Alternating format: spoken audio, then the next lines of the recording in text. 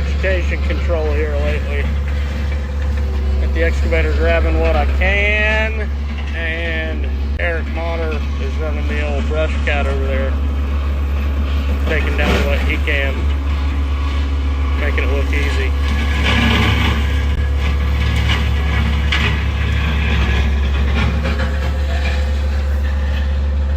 He's gonna come back in and grapple all this and throw it in the pile. Get her cleaned up. Well, that's about a wrap. Water's kind of cleaning some of that stuff up. Pretty big difference.